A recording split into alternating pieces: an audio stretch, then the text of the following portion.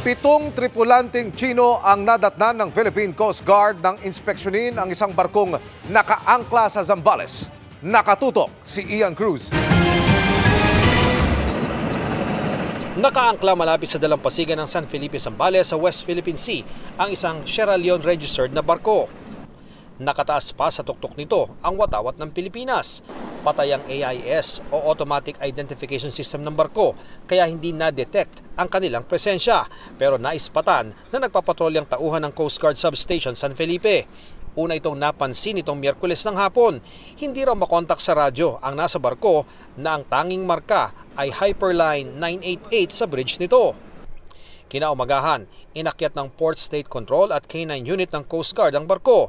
Ang nadatnan doon ng Coast Guard, 7 tripulanteng Chino na umalis daw sa Hong Kong noong May 11. Sinuri din ang K9 ng barko at walang nakitang droga. Ayon sa Philippine Coast Guard, sa Maynila talaga yung destinasyon ng barko na ito na may mga tripulanteng Chino. Pero mahal daw yung anchorage fee doon sa Maynila kaya pinili nila na dito na mag-angkorahe sa San Felipe, Zambales. Ang problema, wala namang pier dito at saan magbabayad ang mga Chino kung walang mga namamahala dito. Ayon sa Coast Guard, sabi raw ng kapitan ng barko na nabili umano ng isang kumpanyang Pilipino ang barko kaya sila nasa bansa. Walang notice of arrival sa local PCG ang barko na normal na ginagawa ng mga didikit na local at foreign vessels. Kaya on hold muna ang barko habang nag-iimbestiga ang mga otoridad.